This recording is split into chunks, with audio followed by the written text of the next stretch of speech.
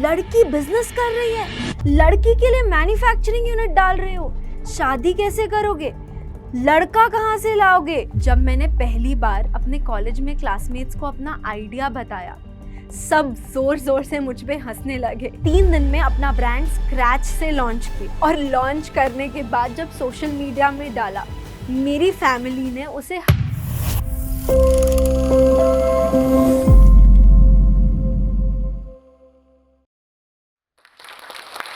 नमस्ते, मैं हूँ Isha Jhawar, founder Repeat Good, और as I like to call myself chief everything officer of Repeat Good. जब कोई छोटे से शहर की लड़की कहती है कि मेरा फूड बिजनेस का आइडिया है, लोग यही सोचते या बोलते हैं कि अचार पापड़ जैसा कुछ बिजनेस होगा, सॉस मतलब चटनी अचार बना के घर के किचन से बेचती होगी। बट मैंने उन सबको गलत प्रूफ कर दिया। आज मैं 23 साल की हूँ।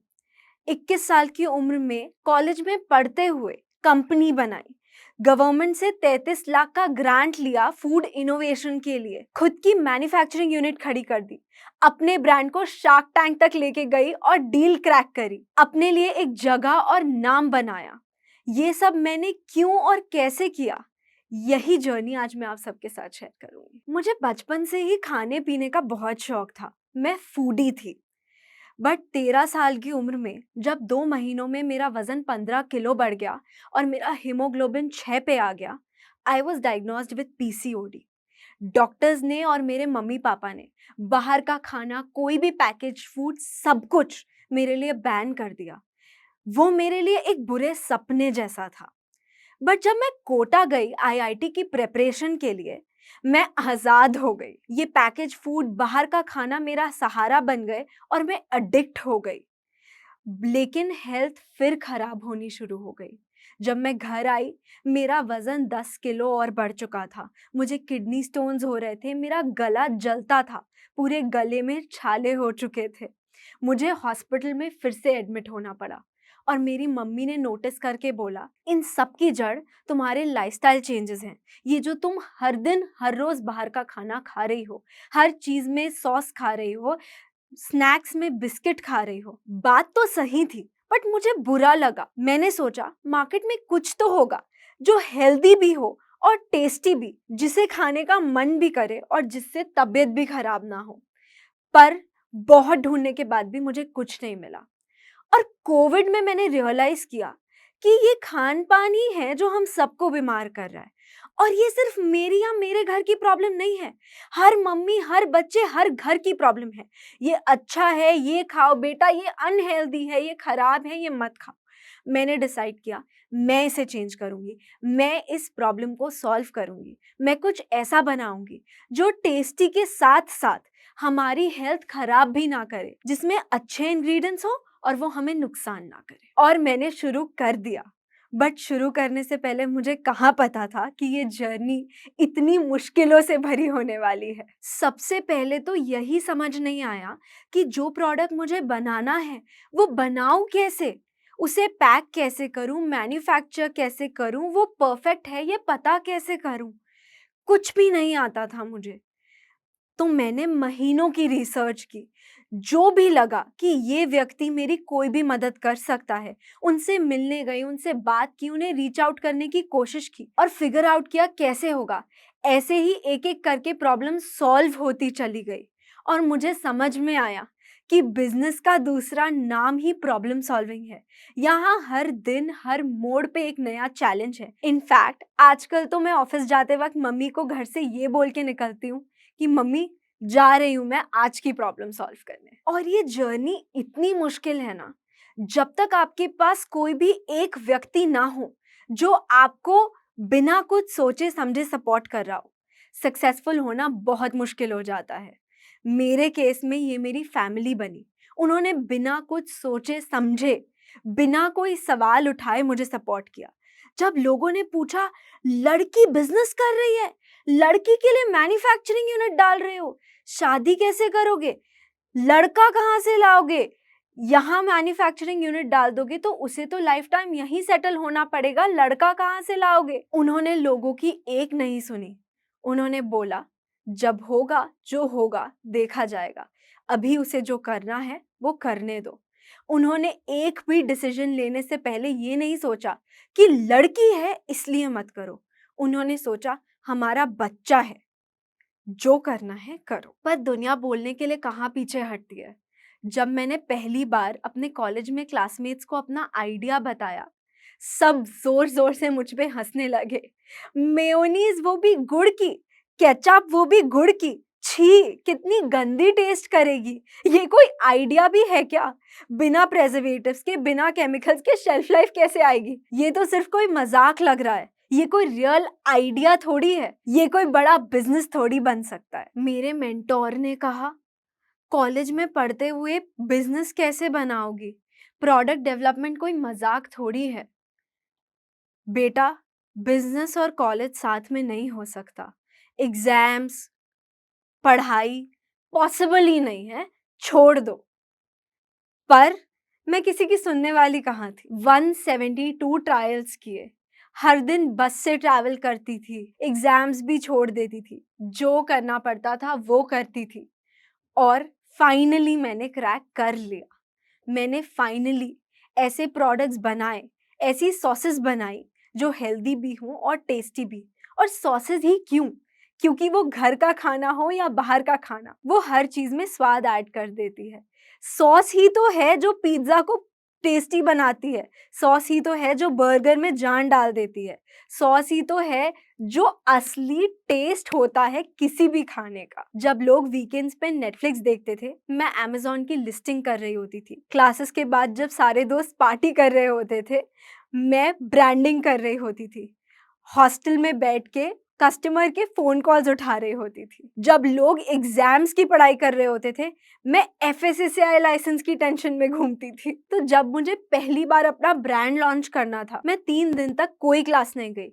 मैं अकेली थी। 3 दिन तक अपने हॉस्टल रूम के एक ही बिस्तर पे बैठकर मैंने वेबसाइट बनाई, ब्रांडिंग की, लोगो बनाया, पेमेंट गेटवे सॉर्ट किया, और 3 दिन में अपना ब्रांड स्क्रैच से लॉन्च किया। और लॉन्च करने के बाद जब सोशल मीडिया में डाला, मेरी फैमिली ने उसे हर ग्रुप में फैला दिया, अपने सारे नेटवर्क्स में।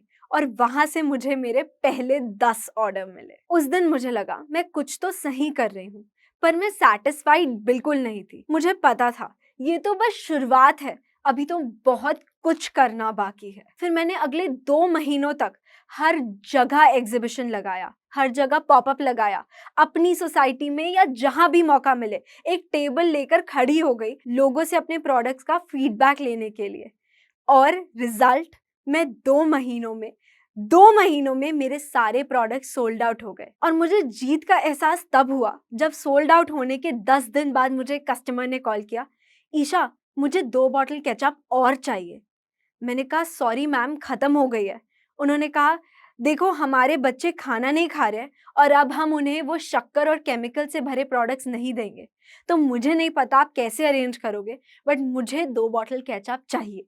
और मैंने उन्हें अपने घर की फ्रिज में रखी हुई केचप दी। वो तो मैंने मैनेज कर लिया, लेकिन हर दिन, उसके बाद से हर दिन मुझे एक कस्टमर का कॉल आता था, ईशा हमें फिर से प्रोडक्ट्स चाहिए, हमें फिर से प्रोडक्ट्स चाहिए।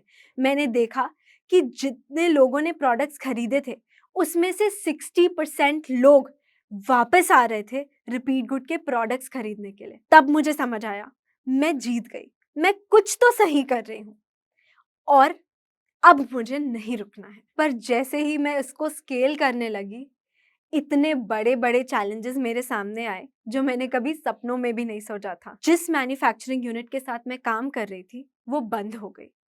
दूसरी कोई भी मैन्युफैक्चरिंग यूनिट पूरे इंडिया में नहीं मिली जो हमारे जैसे प्रोडक्ट्स बना सकती थी, जिसकी यूनिट इतनी क्लीन हो, इतनी अच्छी हो, जो बिना केमिकल्स के प्रोडक्ट्स बना दे। उस वक्त मुझे कोई रास्ता दिखाई नहीं दे रहा था। मैं पूरी तरह टूट गई। मैंने 2-3 कमर्शियल ट्रायल्स और लिए दूसरी यूनिट्स में, सोच के कि कहीं कुछ वर्कआउट हो जाए, पर सब जगह फेलियर। और 6 महीने बीत गए। तब मैंने डिसाइड किया अब मुझे किसी भी चीज के लिए, किसी भी इंसान पे डिपेंड नहीं होना है। मैं खुद की मैन्युफैक्चरिंग यूनिट लगाऊंगी। हाँ, कॉलेज में पढ़ते हुए मैंने डिसाइड किया कि मैं खुद की मैन्युफैक्चरिंग यूनिट लगाऊंगी और वहां से मेरी एक बहुत अलग जर्नी की शुरुआत हुई। खुद की यूनिट लगाने में दूसरे की यूनिट में काम करने से 10 गुना ज़्यादा प्रॉब्लम्स आई, 10 गुना ज़्यादा चैलेंजेस आए। मैं 23 साल की थी, मेरा कोई पुराना एक्सपीरियंस नहीं था, तो मुझे तो कुछ भी नहीं पता था। हर चीज़ मुझे ढूँढनी पड़ती थी, हर चीज़ मुझे पता करनी पड़ती थी। यूनिट में फ्लोरिंग कौन सी लगेगी, डक्ट कौन सा लगेगा, एसी लग सकती है या नहीं, ये चीज़ों के भी आंसर्स मुझे नहीं पता थे। पर यूनिट डालने के साथ ही मैंने शार्क टैंक में अप्लाई कर दिया, क्योंकि मैंने सोचा इस साल तो मेरा नहीं होगा, मैं बहुत नई हूँ बिजनेस में, पर एटलीस्ट मैं कुछ तो सीखूंगी, अप्लाई कैसे करते हैं ये तो सीखूंगी। But round 1, round 2, round 3 and finally round 4 मेरा सिलेक्शन होता चला गया और मैं शार्क टैंक इंडिया सीजन 4 में फीचर हुई। वहाँ डील भी ली और मैं वायरल भी हो गई। इतनी अप्रिसिएशन, इतना प्यार, इतना कुछ मिला मुझे कि अब वो सारी प्रॉब्लम्स बहुत छोटी लगती हैं। You know, this is the beauty of life. अगर आप किसी चीज को करते जाते हैं और रुकते नहीं हैं, आप ठान लेते हैं कि मैं तो ये करूंगी ही, वो चीज सही ही होती है। कुछ गलत भी होता है, गलत होगा ही, जीना इसी का नाम है, लेकिन वो गलतियां आपको सिखाती हैं ताकि जब आप बड़े हो जाए तब वो गलतियां ना हो। सो जो होता है अच्छे के लिए होता है। वो 18 साल की ईशा जिसका आईआईटी में सिलेक्शन नहीं हुआ था, उसने कभी नहीं सोचा था कि 5 साल बाद उसकी 10 करोड़ की कंपनी होगी। तो अगर आज आप भी एक बिजनेस करना चाहते हैं, खुद का कुछ करना चाहते हैं, मैं ये कहूँगी कि विजन बड़ा रखिए। तो पहले हर चीज़ को एनालाइज करिए, उसके बाद डिसाइड करिए कि मुझे क्या करना है। एक प्लान बनाइए और जब आपने ठान ली है कि मुझे तो ये करना ही है, रुकिए मत। आपका क्यों, why I want to do this, इतना बड़ा होना चाहिए कि सारी प्रॉब्लम्स उसके सामने छोटी लगने लगे। अगस्त 2024 में जो मेरे 1 महीने का रेवेन्यू था, वो आज अप्रैल 2025 में मेरा आधे घंटे का रेवेन्यू है। लेकिन ये इसीलिए पॉसिबल हो पाया क्योंकि मैंने मेहनत में कमी नहीं की। मैं अगस्त में भी उतनी ही मेहनत कर रही थी जितनी आज कर रही हूँ। इनफैक्ट तब थोड़ी ज़्यादा ही की थी, इसीलिए आज ये दिन आ पाया। मैं जोश टॉक्स को धन्यवाद देना चाहती हूँ मुझे ये प्लेटफॉर्म देने के लिए, जहाँ मैं अपनी जर्नी आप सबके साथ शेयर कर पाई। अगर किसी एक इंसान के लिए भी ये हेल्पफुल होता है तो मेरे लिए ये बहुत बड़ी चीज़ होगी। जब मैंने अपने पेरेंट्स को बताया कि मुझे जोश टॉक से कॉल आई है और उन्होंने मुझे इनवाइट किया है, मेरे पापा बहुत एक्साइटेड हो गए क्योंकि वो जोश टॉक्स को फॉलो करते हैं और वो ऑलमोस्ट हर टॉक सुनते हैं। उनके लिए ये बहुत बड़ी चीज़ है।